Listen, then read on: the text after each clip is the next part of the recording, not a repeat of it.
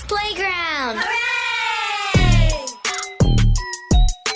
This is the Deron Harris Podcast. Here's your host, Deron Harris.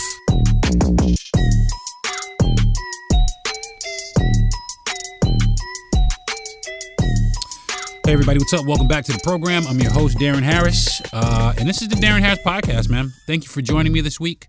Today I got a pretty serious subject. I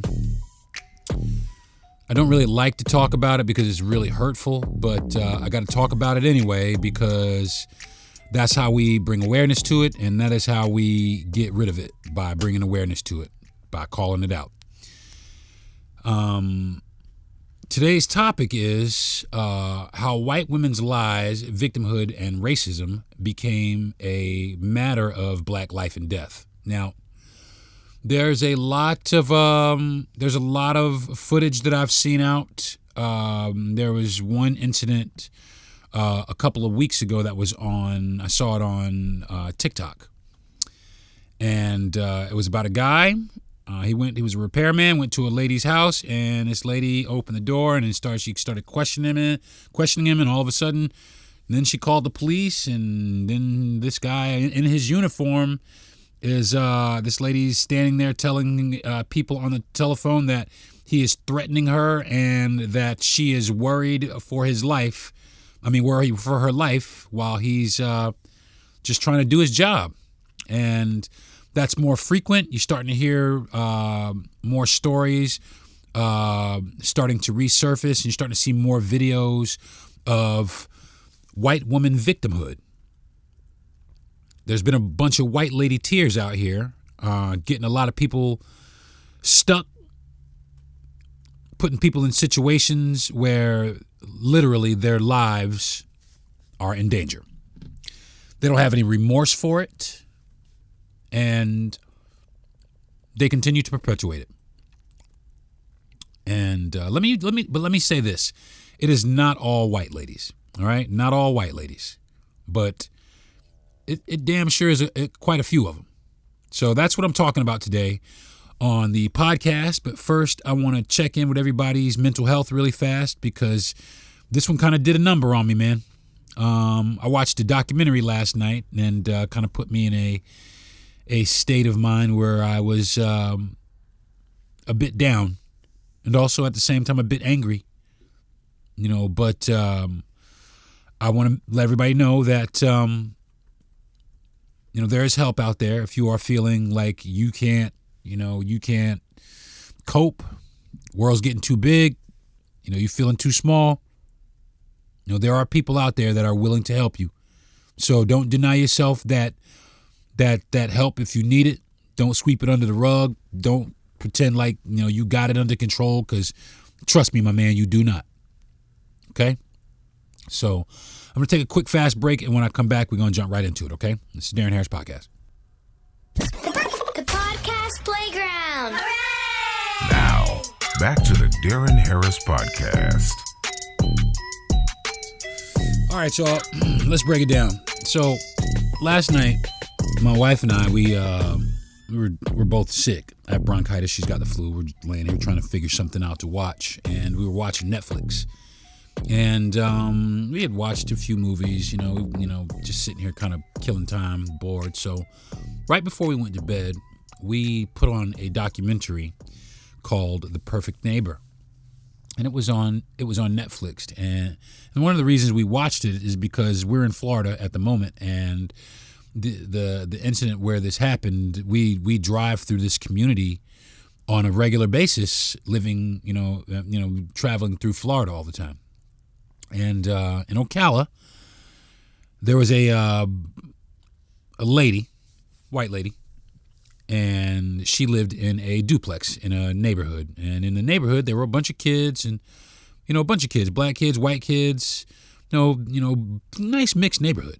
You know what I mean? So the kids liked to play, and they played in the streets, and the lady was really shitty to them all the time. Well, long story short, this lady ended up shooting and killing one of the the kid's mom. The white woman shot a black lady through the door in the chest where she died. These kids lost their mom because this lady exaggerated. Now, I don't want to give the documentary away if anybody wants to see it. I don't want to give it away, so I will encourage anybody who is interested to go and watch this documentary. It will. It's going to make. Let me just put the. It's going to make you mad, and it's also going to make you sad, and it's going to make you ask why in a lot of different capacity. Because as I'm watching this documentary, I mean, there's some elements of favoritism, by law enforcement. There was a couple of incidents where we were like, really? I mean, why the fuck did she get to go? Because I would have been thrown under the fucking jail. So, we were just in shock at the blatant exaggeration and the blatant use of lies and manipulation in order to get herself to sound like she was innocent and justified in what was actually her hatred towards black people, black children, and blackness in general. She was miserable. And it really put me in a space of, because some things like this have happened to me, where people, but I'm a different person. You know what I mean? I'm like, listen, get the fuck away from me, because you're actually being a fucking idiot. But it wasn't so fortunate for a lot of people. And what I watched is there were so many opportunities they tried to. I mean, she ended up cooking herself, but it was the way that the investigation and all the police calls out to the house and so on and so forth. Nobody really ever checked this woman. Nobody really ever checked her at all. And the problem that I have with that is, black people get checked for fucking anything. Doesn't matter. But this lady, she played the victim. That's all it was. That's really the entire documentary of this victimhood. So why is that?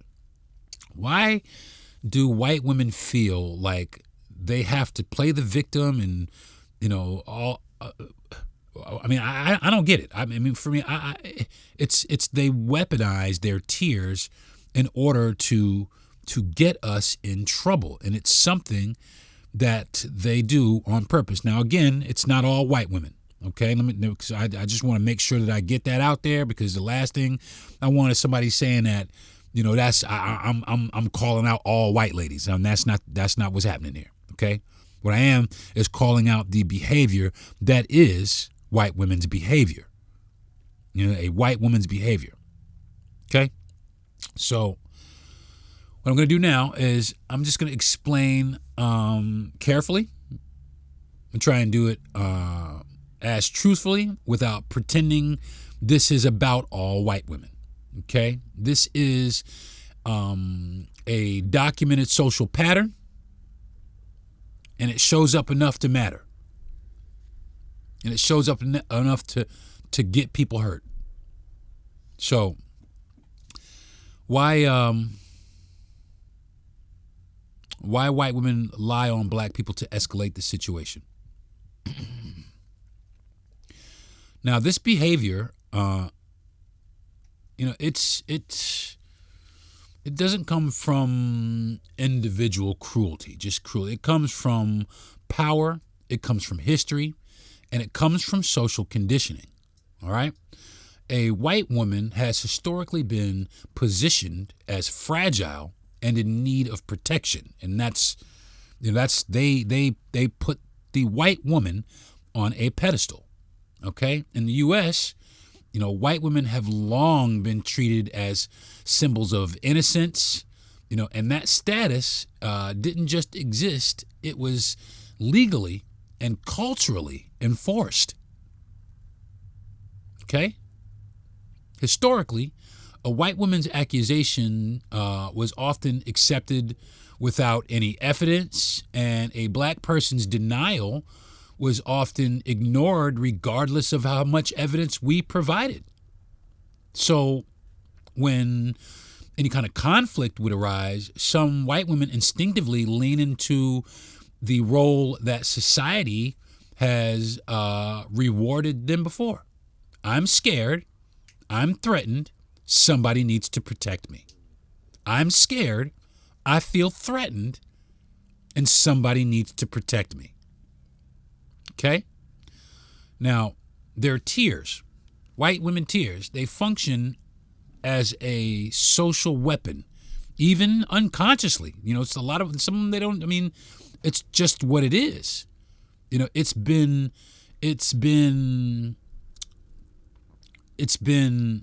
crying is not neutral.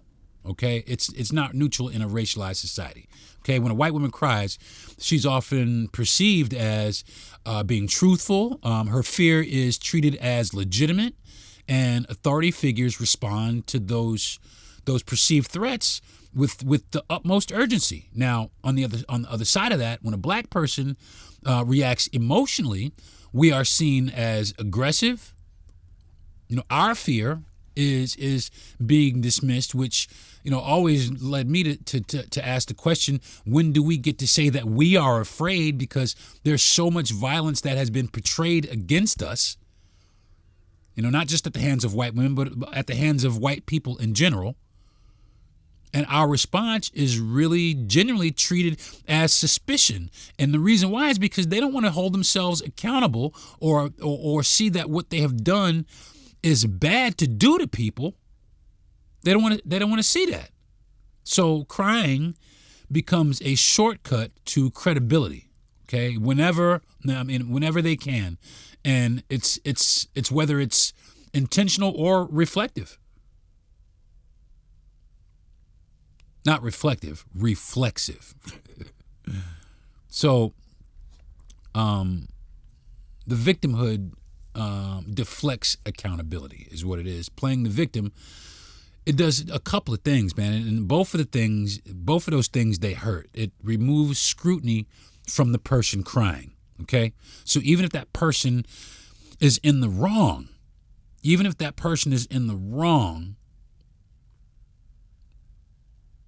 you know, it still removes the scrutiny from them. And the second thing it does that's hurtful is it redirects that danger towards the black person involved. I saw a video clip, you may have seen this also, a video clip on a train. This lady was saying that this man had kicked her, but actually she was the one at fault. And luckily, the other white people on the train called this bitch out and made her, you know, they made her get off the train. But she was adamantly trying to get this black man in trouble, accusing him, saying that he was at fault when it was her at fault the whole time. Now, as soon as she started getting her fucking clock cleaned by the crowd, she reached right in that bag. Oh, well, I'm tired and I've been out all day. Nobody gives a fuck about that. It's you trying to weaponize your tears and your discomfort against this man because he's black. But shout out to the people on the train. And I think this happened in New York. Shout out to my people for shutting that bitch down. They made her get off the train. And that's what needs to happen now. That's what needs to start happening. Start calling them out. Start calling out these tears. Start calling out your perceived threats. Like I was saying, I saw this video of this dude. This lady was chirping like she was Tweety Bird. I feel so bad. I'm so threatened. I feel so bad. Someone's gonna help me. Please help me. Somebody please help me. They do that shit on purpose. There was another incident where there was a black man walking his dog in the fucking in the park. This white lady's harassing him. And this lady just standing there, she starts going, ow, ow, oh, your dog bit me. Oh my God, help me. Oh. And the dude's just standing there like, bitch, you're a fucking idiot. And this shit happens all the time. White women do this all the time to black people. To black people. Black men especially, mainly, but it does happen to black women too. But white women feel it necessary to come out and show their discomfort with our presence. There was another video that I saw. It actually was kind of satisfying, but it was a black lady in Texas, a realtor lady, and some white lady who was telling, you need to get out of here. You need to leave here. She's like, shut your fucking bitch ass up. Take your old ass in the fucking house. You don't own shit. And that's what needs to start happening. And but historically, we couldn't do that, because if we did say anything to a white woman, back in the day, there were consequences. There were consequences that, we did not deserve. But they enforced anyway. So,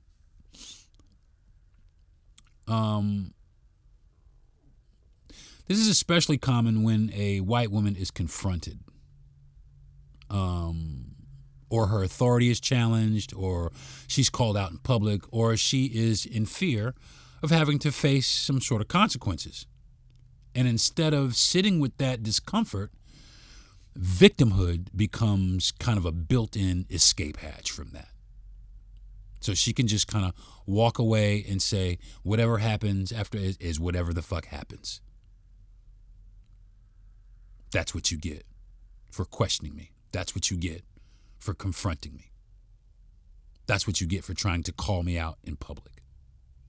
And it's just their way of trying to put you, or put black people in their place, or where they think our place should be. So, and really what it is, I'm going to tell you what it is.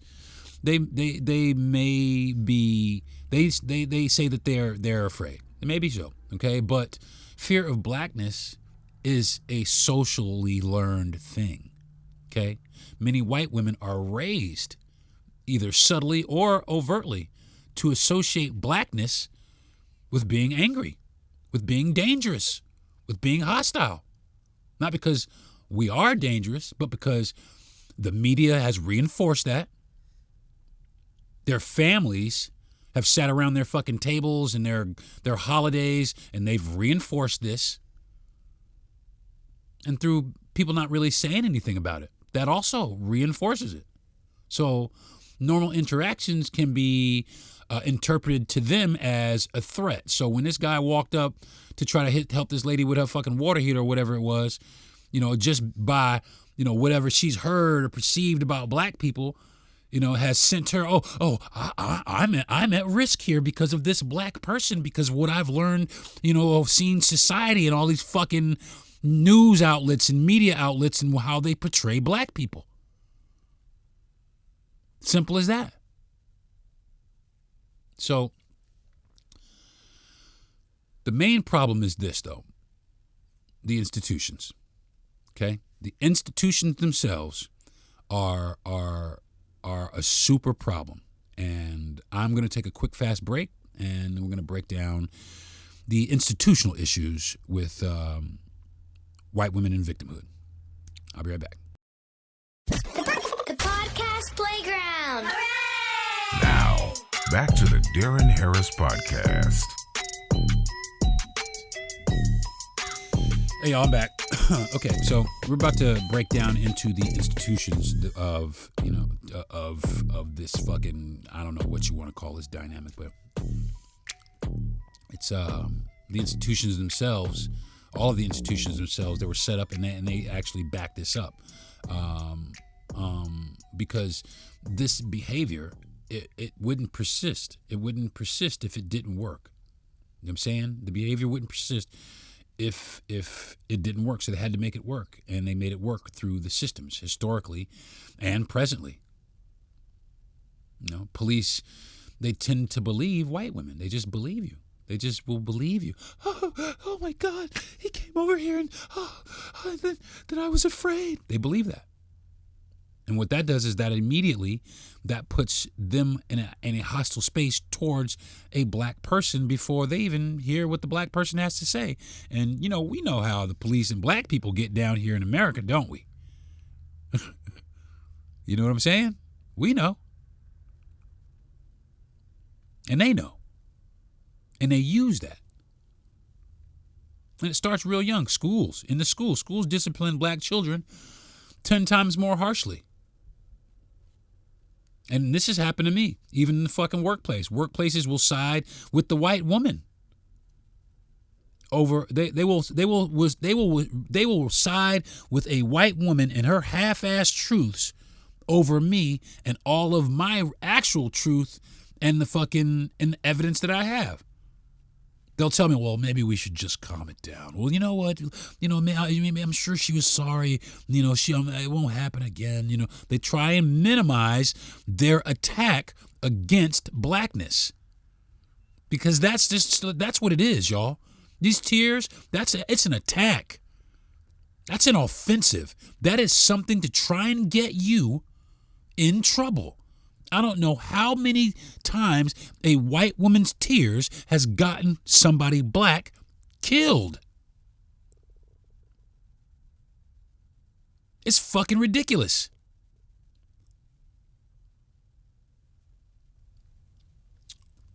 When the system consistently validates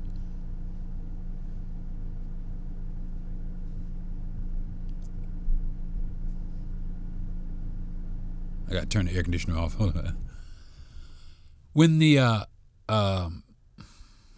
the system consistently validates one group's fears, that fear becomes power. When the system validates it, you know what I'm saying? So, at the end of the day, the uncomfortable truth about this is, for some white women, crying is safer than being held accountable. And lying to them feels very low risk, because, history has taught them that they're going to be believed, that they're going to be protected, and someone else will pay the price. That's what it is. And that price has often been black freedom, black safety, and even black lives. This is not about demonizing white women. That's not what I'm trying to do here. I'm not demonizing white women. This is about naming a racial dynamic that exists whether people want to admit it or not. And ignoring it protects that pattern. Talking about it is how it loses power. So that's where I'm at. That is where I'm at. This is how I'm trying to get through that. Now, why and how false accusations were weaponized against black people, we know why. We know how. But to understand this, we need to see that, accusations didn't always happen in a vacuum. They occurred within like a racial caste system where white supremacy was enforced socially, legally, and like motherfucking violently. Accusations against black people by white women didn't just reflect their individual fear. They triggered collective racial violence because of social structures that threatened black bodies inherently as, or not threatened, but treated black people inherently as suspects, and white women inherently as virtuous. But we know a lot of you motherfuckers ain't got no virtue. Hell yeah. So at the core of this are three interconnected truths. Okay, the first one is society treated white women's words as authoritative, especially in matters of respectability, sexuality, and threat, often without requiring any evidence.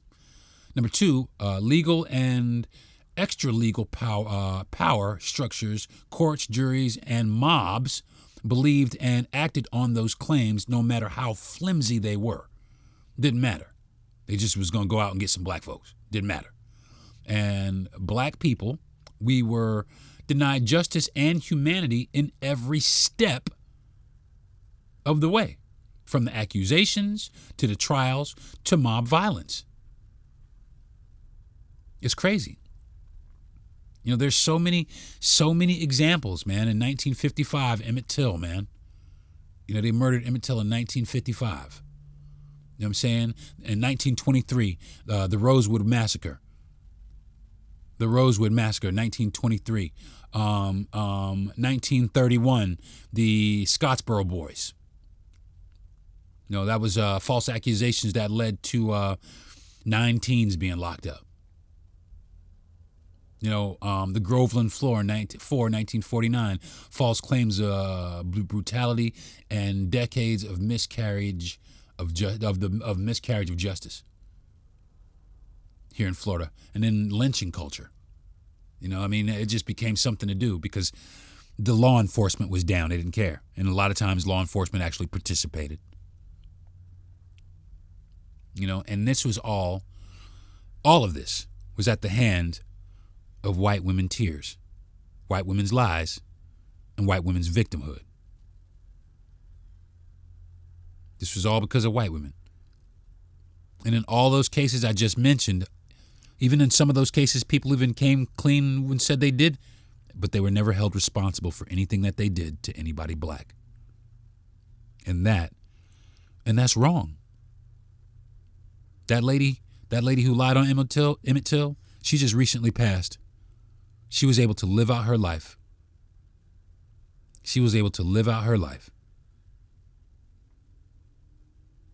And that's wrong. That's just the wrongest shit in the world. She lied on a 13-year-old boy.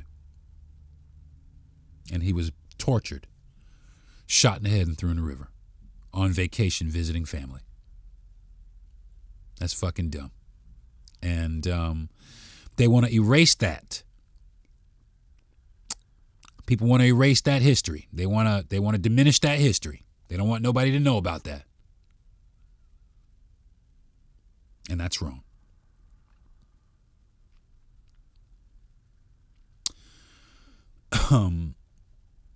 For centuries in the United States, white women were portrayed as vulnerable and pure, and black people were constructed as inherently threatening. Now, this false dichotomy made accusations from white women stick and trigger like social panic. And you know what it's about, right? You know, ultimately sexuality and the defense of white honor, regardless of evidence. So if a white woman came and said a black man looked at her any kind of way, then a bunch of white boys, they want to come out here and they want to see this black man. I graduated high school in a very rural community in Florida. And I was a very popular kid. I had a bunch of friends, black kids, white girls, white guys, you know, everybody. I was friends with everybody. And some years had passed. I had left town, come back to town for some sort of reunion, and we're hanging out, and there was a bar that black people never really went to, and this bar was called the Sea Cruise. And I went to the Sea Cruise with some friends, some white friends. You know, it was my producer, the producer on my show, my producer and his sister. And we went inside and we're hanging out. We were hanging out, having a good time, having a great time. I saw some of my classmates, 2 classmates of mine, a couple girls. We were like homegirls, my homegirls. Yo, what's up? Da, da, da, blah, blah, blah, blah, blah. Well, there's a guy over, you know, I guess he'd been watching me. And he said, he came over to me later about it. He had thought about it. He walked up to me. He said, hey, man. He said, I don't have a problem with you being in here. As a matter of fact, I think it's kind of cool, but can you do me a favor? I said, what's that, man? He said, can you keep your hands off the women? And I turned into him, you know, in a room full of fucking rednecks. And I told him, I said, these people are my friends, and I'm sorry about your insecurity, but they my friends, and I'm always going to greet my friends like they my friends. Well, long story short, he didn't really like that, and I ended up having to leave. you know.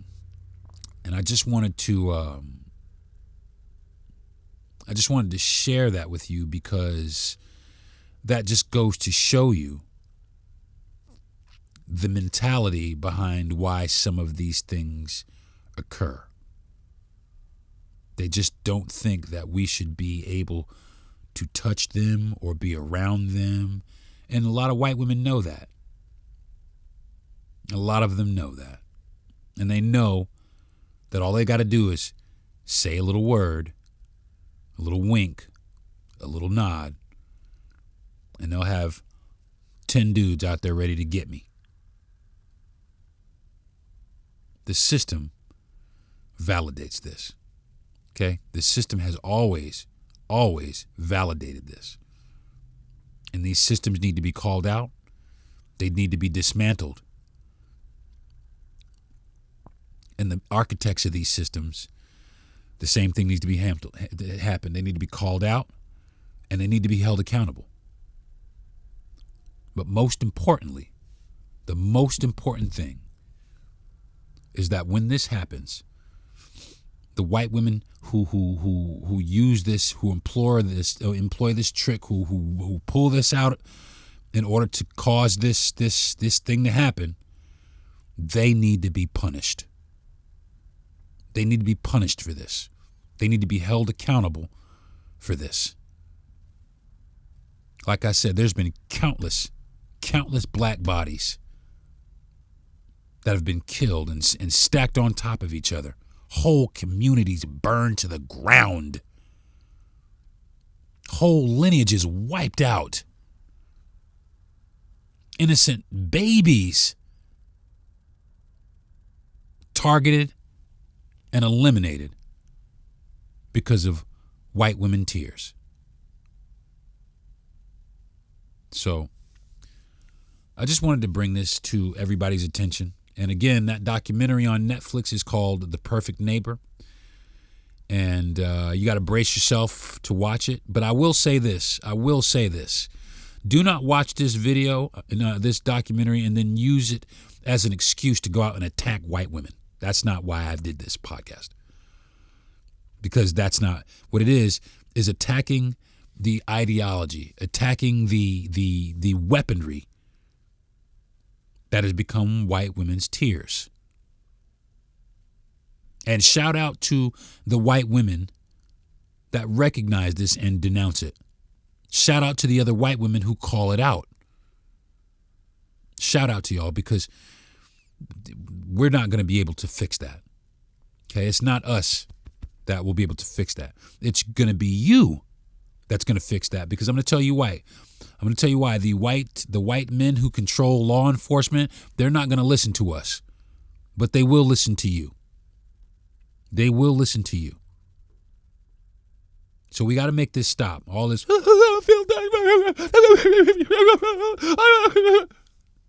that leads to the violence. We have to come together and stop this, because it is another terrible stain on this country, and somebody needs to be held accountable for it. So I think it's going to do it for this week's episode of the Deron Harris Podcast, y'all. I do appreciate it. I'm going to do more research about this, and I'm going to try and learn as much as I can about it to fight as hard as I can against it. And it's going to be a hard fight. It's going to be long. It's going to take years. Years. And there's going to be more. There's going to be more violence and more death and more victimhood. But we got to start somewhere, right? Why not here? I want to thank my parents for giving me the mouthpiece to talk about this stuff and the brain power to think it up. I want to thank my wife for being my number one fan and my greatest supporter.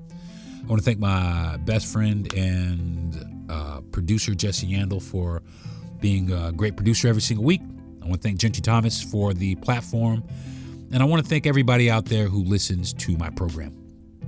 Thank you very, very much. I do appreciate you every single week. And I hope that I'm giving you guys some good content to think about. And please feel free to contact the Podcast Playground to suggest any kind of topics that you may want me to talk about. So, all right. So until next week, y'all have I won't see you guys before Christmas, or I won't talk to you before Christmas. So everybody have a great Christmas. I'm not really, big on, colonizer holidays, but everybody have a good Christmas. I hope everybody gets some good cheer at least, because Lord knows we could use it these days. All right. Have a good one, y'all. Peace. You've been listening to the Deron Harris Podcast. Subscribe to the show, give a good rating, and everything you need to know is at DeronHarris.com.